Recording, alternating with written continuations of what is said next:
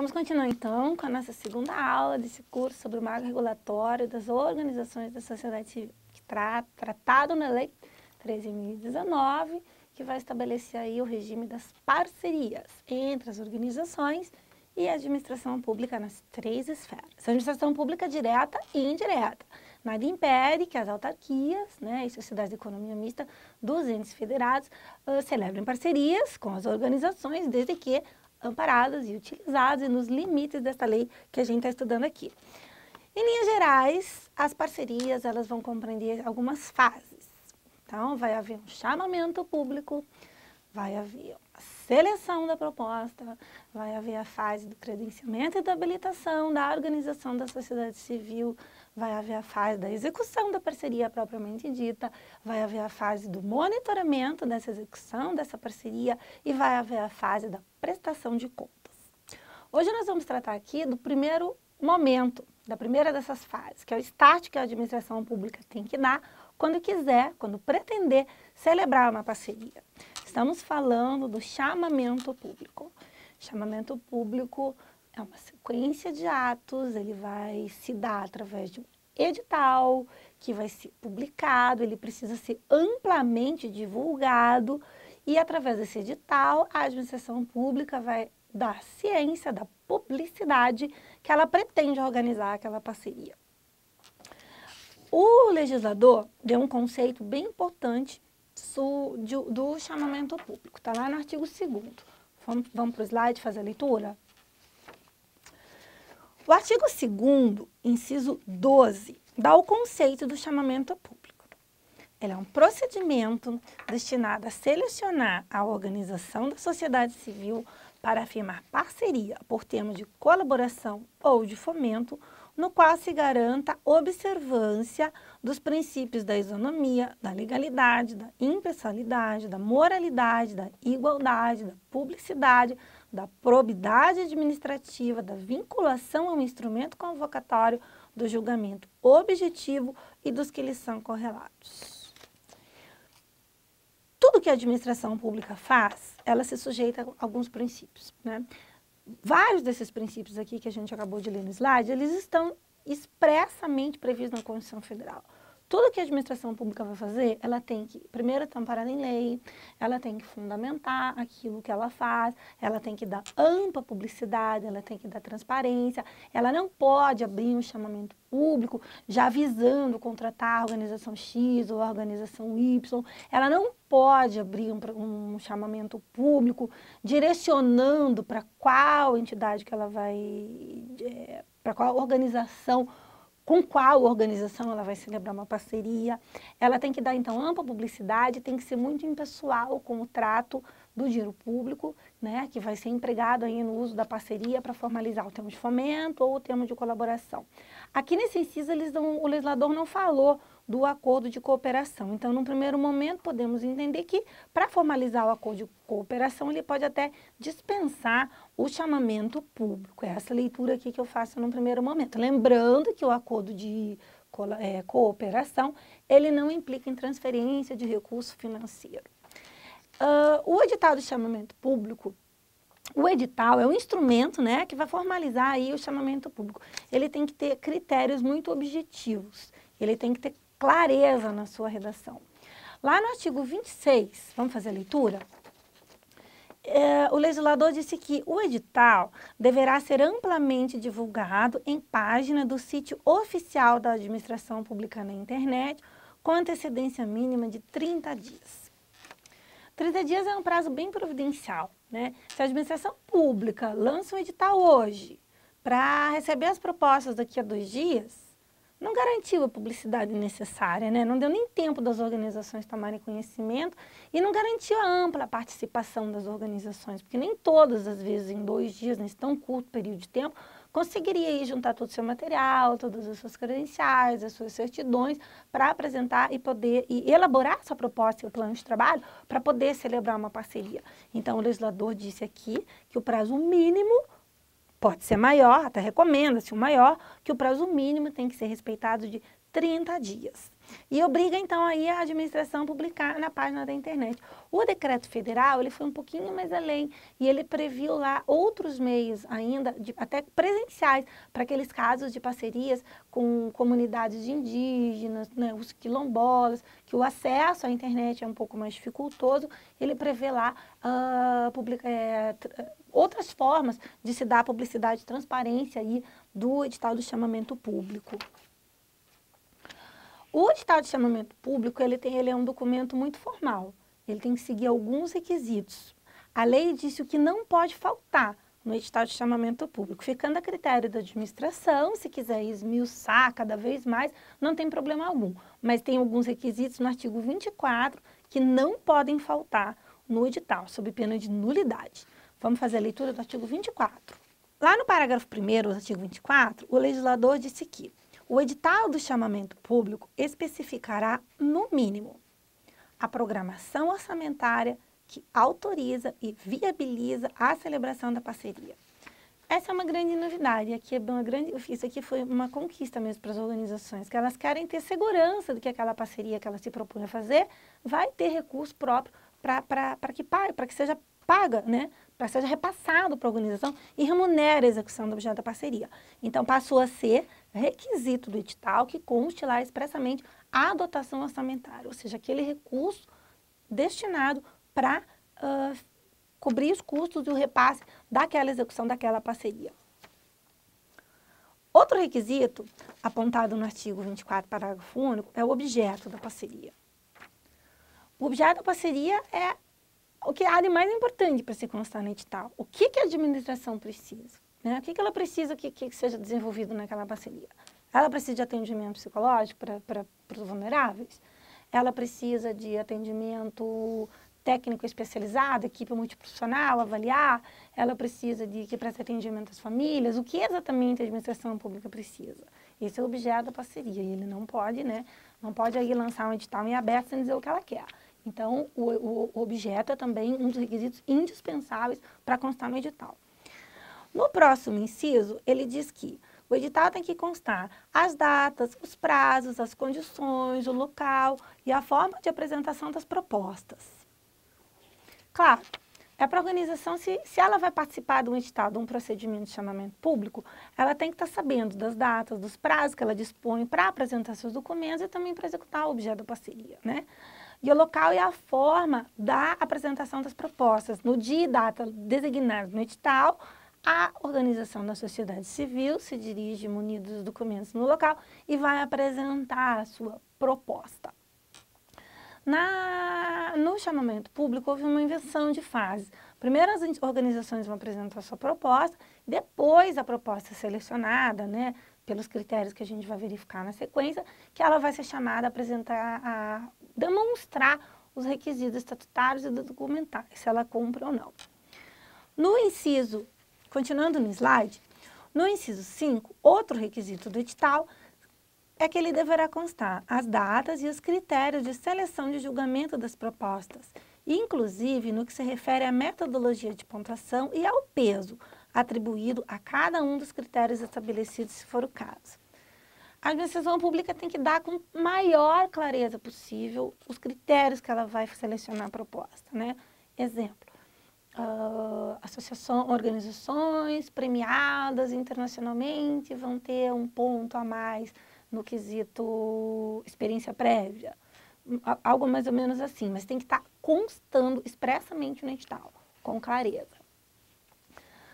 Ainda, prosseguindo, no inciso 6, o edital também precisa constar o valor previsto para a realização do objeto. No inciso 8, as condições para a interposição de recurso administrativo, a minuta do instrumento por meio do qual será celebrada a parceria e, de acordo com as características do objeto da parceria, as medidas de acessibilidade para pessoas com deficiência ou mobilidade reduzida e idosos. Além desses requisitos, que são obrigatórios constar, o legislador previu os requisitos negativos, ou seja, aquilo que não pode constar no edital. Que nós vamos fazer a leitura do artigo, mas já podemos adiantar, e até já falamos que são aqueles requisitos que possam restringir, de alguma maneira, a competição entre as organizações da sociedade civil. Não pode haver um edital lançado, já voltado para contratação não, que nós estamos falando de contrato, para a formalização do instrumento de parceria com determinada organização da sociedade civil. Vamos fazer a leitura do artigo 24 dos requisitos negativos, o que não pode constar no edital de chamamento público. O parágrafo 2º diz que é vedado admitir, prever, incluir ou tolerar nos atos de convocação cláusulas ou condições que comprometam, restringam ou frustrem o seu caráter competitivo em decorrência de qualquer circunstância impertinente ou irrelevante para o específico objeto da parceria. Admitidos: seleção de propostas apresentadas exclusivamente por concorrentes sediados ou com representação atuante e reconhecida na unidade da federação onde será executado o objeto da parceria. Inciso 2. O estabelecimento de cláusula que delimite o território ou a abrangência da prestação de atividades ou da execução de projetos conforme estabelecido nas políticas setoriais. E se a organização se deparar com algum desses requisitos negativos que frustrem o objetivo da competição no edital, o que a organização pode fazer? A lei não previu, mas a organização pode, a qualquer tempo não, dentro do prazo que nós já vamos ver, ela pode e deve impugnar o edital, né? Porque a administração pública está obrigada a fazer o chamamento através do edital com observância de todos aqueles princípios. Afrontando qualquer um dos princípios ou afrontando aí frustrando a livre concorrência, a livre competição entre as associações, ela pode impugnar o edital, mesmo não estando na lei. Tem um dispositivo da Lei 8666, que é a Lei das Licitações, a gente disse que não se aplica, mas em direito a gente pode aplicar por analogia, né? Por interpretação analógica, para resguardar o direito da organização e também da própria administração pública, né? Não interessa, e dos próprios administrados, a sociedade como um todo. Não interessa para ninguém que a administração pública frustre no edital, apresente um edital com algum daqueles requisitos negativos que nós vimos, porque vai prejudicar a toda a sociedade, prejudica o próprio interesse público. Então, vamos ver lá o artigo da Lei das Licitações, que pode ser aplicado aqui analogicamente para a organização apresentar a impugnação quando se deparar com esse requisito negativo dentro de um edital de chamamento público. Artigo 41. Qualquer cidadão é parte legítima para impugnar o edital de licitação por irregularidade na aplicação desta lei, devendo protocolar o pedido até 5 dias úteis antes da data fixada para a abertura dos envelopes de habilitação, devendo a administração julgar e responder em até 3 dias. Então, lembrando que esse dispositivo, artigo 41 que a gente acabou de ler, não é da Lei 3.019, é da Lei 8.666, que a gente aplica aí analogicamente para defender o interesse da organização e o próprio interesse público. O legislador previu alguns casos de dispensa e de inexigibilidade de chamamento público. Em linhas gerais, dispensa seria aqueles casos que ele até poderia fazer um chamamento público, mas o legislador lhe permite que ele dispense. E na inexigibilidade, é aquele caso que a competição seria inviável, então ele não faz um edital de chamamento público. Havendo dispensa ou havendo inexigibilidade, o administrador vai ter que fundamentar sua decisão. Ele vai ter que fundamentar dizendo por que ele não vai fazer o chamamento público. A dispensa do chamamento público não desobriga a organização a cumprir todos os outros requisitos da lei. Não vai haver o chamamento, vai haver uma contratação direta, vai haver a formalização do instrumento de parceria de forma direta. Mas a prestação de contas, o monitoramento, os requisitos das organizações, todo o mais é aplicável. Vamos fazer a leitura, então, do artigo 30, onde o legislador previu os casos de dispensa do chamamento público. No artigo 30, o legislador disse que a administração pública poderá dispensar a realização do chamamento público nos seguintes casos. Inciso 1. No caso de urgência decorrente de paralisação ou iminência de paralisação de atividade de relevante interesse público pelo prazo de até 180 dias. Inciso 2. Nos casos de guerra, calamidade pública, grave perturbação de ordem pública ou ameaça à paz social. O inciso 4 e o inciso 5 foram vetados, e no inciso 6 ele prevê, no caso de atividades voltadas ou vinculadas a serviços de educação, saúde e assistência, desde que executadas por organizações da sociedade civil previamente credenciadas pelo órgão gestor da respectiva política pública. Aqui o decreto, quando a gente vê ali previamente credenciados, o decreto não mencionou o que seria esse credenciamento. Então, vamos ver aí se vai vir alguma regulamentação superveniente. No artigo 31, que é o próximo slide, o legislador definiu os casos de inexigibilidade do chamamento público. Ele disse que vai ser inexigível o chamamento público na hipótese de inviabilidade de competição entre as organizações da sociedade civil em razão da natureza singular do objeto das parcerias ou se as metas somente puderem ser atingidas por uma entidade específica, especialmente quando, inciso 1, o objeto da parceria constituir incumbência prevista em acordo, ato ou compromisso internacional no qual sejam indicadas as instituições que utilizarão o recurso. Inciso 2. A parceria decorrer de transferência para a organização da sociedade civil que esteja autorizada em lei, na qual seja identificada expressamente a entidade beneficiária, inclusive quando se tratar na subvenção prevista no inciso 1º do parágrafo 3º 12 da Lei 4.320 de 64.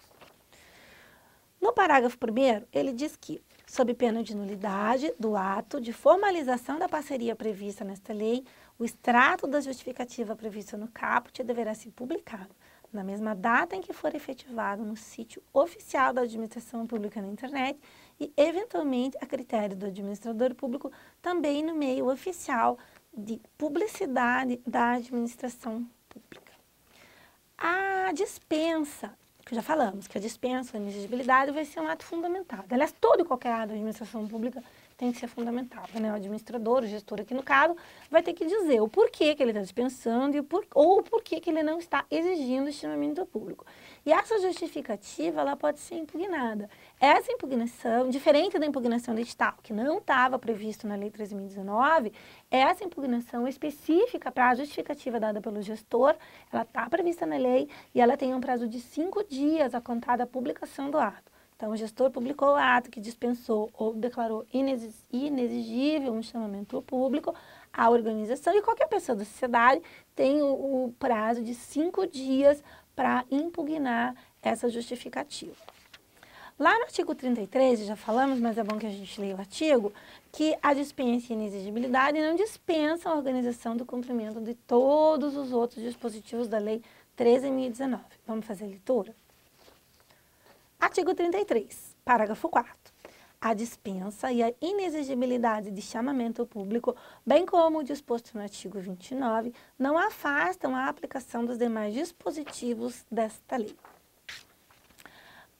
No artigo 29 também, o legislador previu que as emendas parlamentares ficam aí dispensadas do chamamento público. É um artigo aí que a princípio parece que está confrontando aí com os princípios da administração pública, né?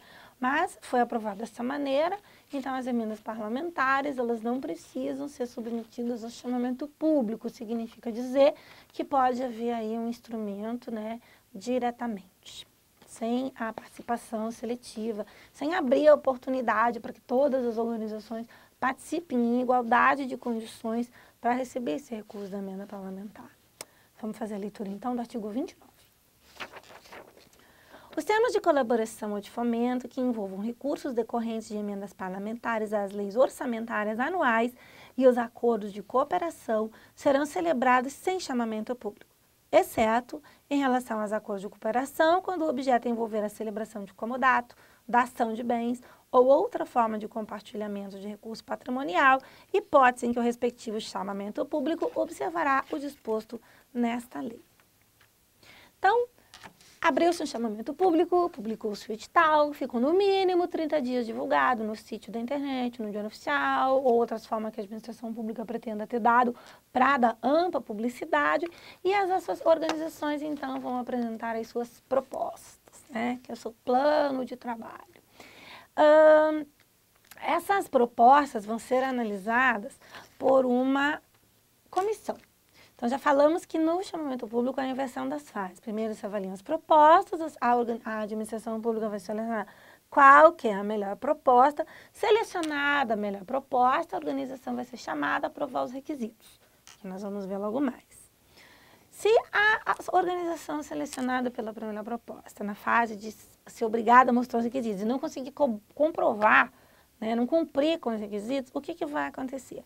A segunda colocada na seleção das propostas vai ser chamada para apresentar os requisitos e ser convidada a dizer se ela aceita os termos de celebrar uma parceria nos termos daquela vencedora que não cumpriu os requisitos. No artigo 28, vamos fazer a leitura, o legislador previu isso que a gente acabou de comentar. Na hipótese da organização da sociedade civil selecionada não atender aos requisitos exigidos no 33 e 34, aquela imediatamente mais bem classificada poderá ser convidada a aceitar a celebração de parceria nos termos da proposta por ela apresentada. E quem vai analisar essas propostas? Então, vai haver uma comissão de seleção. O legislador, ele deu o conceito de comissão de seleção. Ele não disse quem vai integrar a comissão de seleção. Ele não disse quantas pessoas têm que integrar a comissão de seleção, mas ele disse quem não pode ser membro da comissão de seleção. Então, vamos começar a analisar o conceito. O conceito está lá no artigo 2º, inciso 10 da Lei 13.019. Vamos fazer a leitura. Comissão de seleção é o órgão colegiado destinado a processar e julgar chamamentos públicos, constituído por ato publicado em meio oficial de comunicação, assegurada a participação de pelo menos um servidor ocupante do cargo efetivo ou emprego permanente do quadro de pessoal da administração pública. O legislador pretendeu assegurar a imparcialidade, né, da comissão. Então, vão ser compostas aí por membros da administração pública, assegurada a presença de pelo menos um servidor de carreira, né? Não pode haver uma comissão de seleção só daquelas pessoas que detêm cargos comissionados, então tem que haver aí no mínimo um servidor de carreira. A atribuição da comissão de seleção, ela não ficou vaga, o legislador não falou o que a comissão tem que fazer, né? Mas a gente presume aí que ela vai ter que, a atribuição dela vai ser receber as propostas, os planos de trabalho, fazer o exame formal dos documentos, verificar se os requisitos indispensáveis do 33 e do 34 estão presentes, vai classificar ou vai desclassificar alguma proposta ou alguma habilitação, ou a própria S, né? Vai lavrar as atas, fazer o registro de todas as ocorrências durante o processo e vai receber eventuais recursos administrativos. Isso não está na lei, né? Mas aí a gente pensa que as atribuições da comissão inerentes, né, é o trabalho da comissão, receber a proposta, analisar, selecionar. Como eu havia dito, o legislador não disse quem vai estar na comissão de seleção. Ele fez ao contrário, ele falou quem não pode estar na comissão de seleção. E ele fez isso lá no parágrafo 2º do artigo 27. Vamos fazer a leitura. Será impedida de participar da comissão de seleção pessoa que nos últimos 5 anos tenha mantido relação jurídica com, ao menos, uma das entidades participantes do chamamento público. Ele quer imparcialidade, né? Se a comissão de seleção está lá com pessoas que são da organização, há uma tendência natural que você queira beneficiar essa organização, né? Então, o legislador previu isso. E lá na frente a gente vai ver do monitoramento, também ele não vai permitir que a pessoa que está na comissão de seleção também esteja no monitoramento. Vão ser comissões separadas. E o ideal é que essa comissão de seleção, ela não seja formalizada, não seja composta a partir do momento do chamamento, né? É interessante que ela seja formada antes, assim como o princípio do juízo natural. Você já sabe quem que vai ser aquele responsável por avaliar ali, por fazer a análise das propostas e da seleção, né, para a formalização da parceria. O decreto federal foi um pouquinho além. Ele modificou, alterou um pouquinho aqui quando ele tratou da comissão de seleção. Vamos fazer a leitura agora do artigo 14, mas é do decreto federal.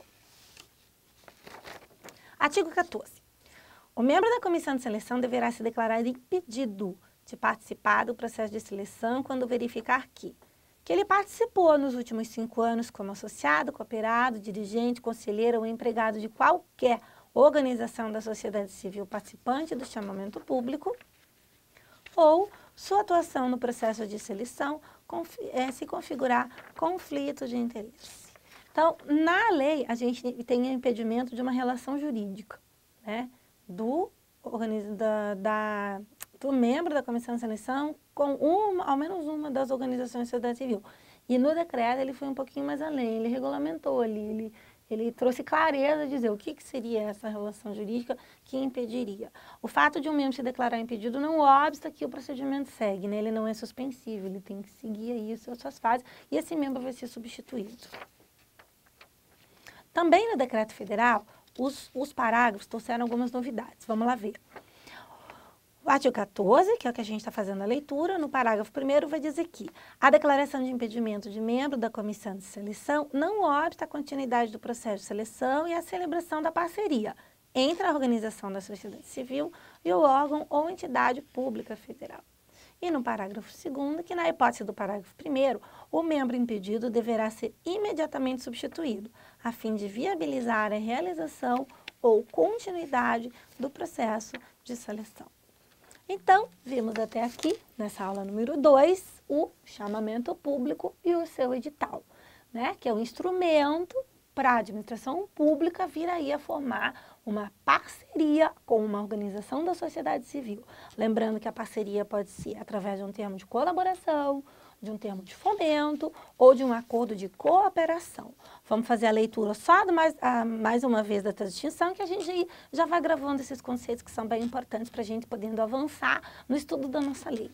Então, termo de colaboração, execução de políticas públicas nas diferentes áreas. A política em questão já tem parâmetros consolidados pela administração pública. Os exemplos que podemos trazer são os serviços no âmbito do SUAS, sem prejuízo de outros.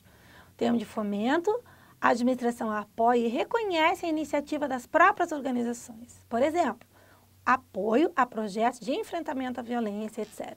E o acordo de cooperação para parcerias que não impliquem em transferências de recursos públicos, como, por exemplo, cessão de servidores, de espaço físico e de comodato de bens. Sendo de comodato de bens, vai ser obrigatório o chamamento público, como a gente viu.